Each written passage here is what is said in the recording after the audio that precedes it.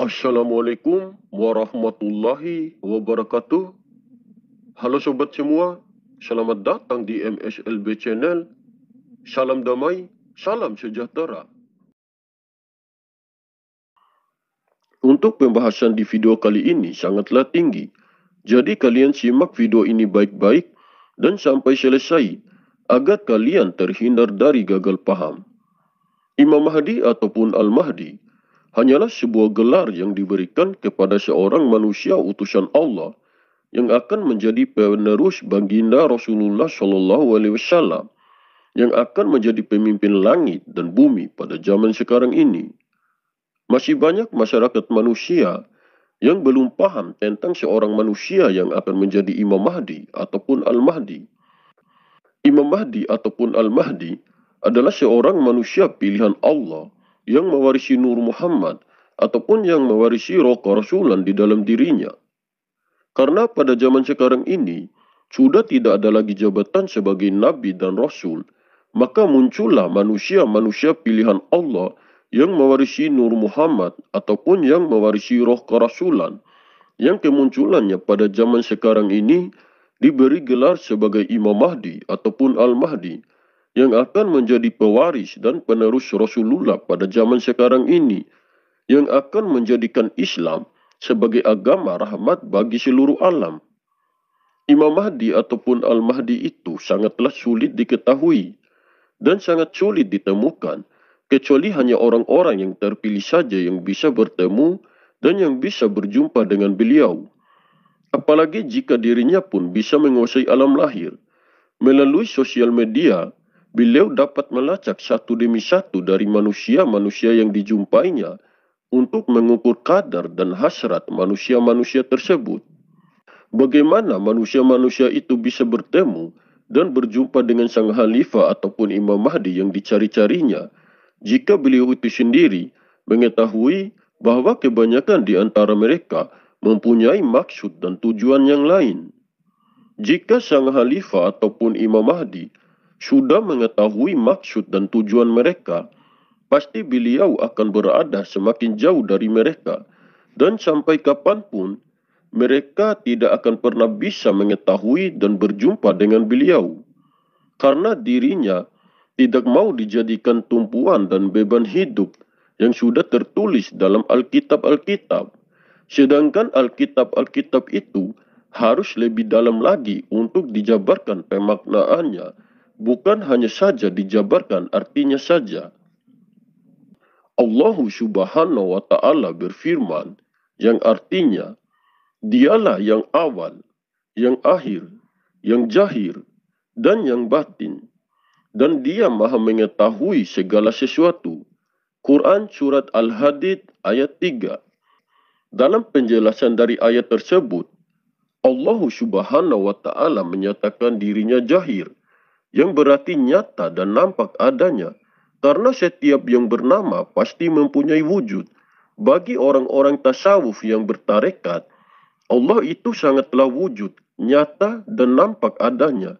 Karena Allah lah yang maha wujud, dan karena Allah lah yang maha ada. Manusia hanyalah maujud, yaitu hanyalah diadakan oleh Allah Subhanahu wa Ta'ala di muka bumi ini. Adanya makhluk karena adanya Allah, dan adanya makhluk tergantung Allah Subhanahu wa Ta'ala.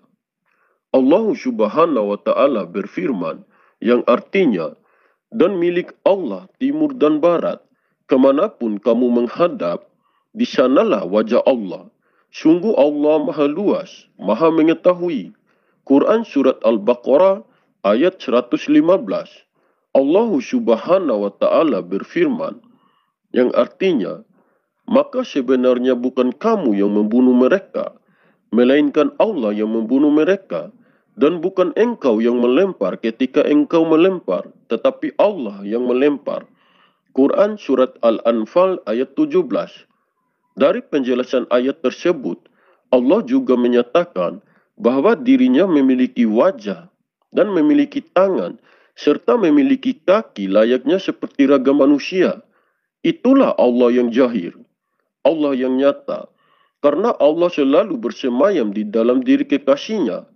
Allah dan kekasihnya tidak boleh dipisahkan dan tidak boleh disatukan, bagaikan matahari dengan cahayanya dan bagaikan siang dengan malam. Yang harus kita pahami bahwa Allah Subhanahu wa Ta'ala itu laisa kamislihi, tidak bisa diserupakan dengan bentuk apapun yang ada di alam semesta ini. Tetapi Allah ada penjohiran sifat-sifatnya, dan pada diri penjohiran sifat-sifatnya itulah Allah Subhanahu wa Ta'ala menjohirkan hakikat wujud dirinya. Kita harus bisa pahami bahwa yang bertajalli atau menyatu pada diri kekasihnya itu bukanlah Allah yang sejati, tetapi yang bertajalli atau menyatu pada diri kekasihnya itu adalah bagian daripada Allah, yaitu sifatnya sendiri, sekaligus yang menjadi kekasihnya. Itu adalah Nur Muhammad, yaitu cahaya di atas cahaya, ataupun roh kerasulan. Saya sudah menjelaskan bahwa kajian ini sangatlah tinggi. Jadi sobat semua, simak video ini baik-baik dan sampai selesai, agar terhindar dari gagal paham. Jika mengkaji tentang unsur dan ilmu ketuhanan, janganlah selalu dikaji dengan sesuai keinginan dan kemauan dari akal dan pikiran manusia saja. Karena akal dan pikiran manusia itu sangatlah terbatas, sehingga tidak akan pernah mampu menjangkau tentang semua unsur dan ilmu ketuhanan yang dimensinya yang tiada terbatas. Ilmu Allah itu sangatlah luas, sehingga tidak akan mampu dikuasai semua oleh otak manusia yang sangat kecil dan sangat terbatas. Jika lautan yang ada di muka bumi ini dijadikan tinta, dan jika dedaunan yang ada di muka bumi ini dijadikan kertas untuk menulis semua ilmu Allah, pasti tidak akan pernah cukup, karena ilmu Allah sangatlah luas dan sangatlah besar, sehingga ilmu dan unsur ketuhanan adalah dimensi yang tiada terbatas. Makanya ilmu Allah itu ada yang tersurat ataupun yang tertulis, dan ada juga yang tersirat ataupun yang tersembunyi. Allah Subhanahu wa Ta'ala yang dirinya mengetahui dari segi apa Allah turun ke bumi. Mengapa Allah ingin melihat secara langsung keadaan bumi saat ini melalui penjohiran sifat-sifatnya pada raga manusia pilihannya itu. Walaupun Allah Maha mengetahui segala sesuatu yang terjadi di alam semesta ini, tetapi Allah ingin melihat secara langsung bukti-bukti yang nyata dari hasil laporan para malaikat-malaikat. Maka dari itulah sang Khalifah ataupun Imam Mahdi selalu menyembunyikan dan merahasiakan Allah yang ada pada dirinya sebagai jati dirinya. Andaikan saja manusia dapat menemukan dan mengetahui tentang diri seorang manusia yang menjadi sebagai Khalifah ataupun Imam Mahdi, maka sama halnya mereka sudah menemukan dan sudah mengetahui Allah dalam bentuk penjohiran raga manusia. Allah dalam bentuk manusia itulah yang dipahami dengan penjohiran sifat-sifatnya. Sang Khalifah ataupun Imam Mahdi, bukan doa-doanya yang dikabulkan, akan tetapi ucapannya itulah yang akan menjadi kun fayakun. Dan beliau lebih banyak diam daripada berbicara, karena beliau menyadari ucapannya itu bisa membakar yang ada di sekitarnya, dan murungnya pun bisa membuat langit gelap seperti akan ada badai. Tidurnya pun bekerja, ucapannya itu bertuah, dan selalu mengeluarkan kata-kata berlian dalam kehidupan masyarakat manusia. Saya seringkali mengatakan kepada sobat semua, kalian boleh percaya atau tidak dengan informasi yang saya sampaikan ini. Terserah kalian saja. Yang penting saya sudah berusaha berbagi informasi ini. Kalian ambil saja poin positifnya dan kembalikan saja pada keyakinan kita masing-masing. Oke sobat, mungkin ini saja yang bisa saya sampaikan. Lebih dan kurangnya saya mohon maaf. Semoga informasi ini bermanfaat. Terima kasih. Wallahu a'lam bishawab. Wassalamualaikum warahmatullahi wabarakatuh. Salam MSLB Channel.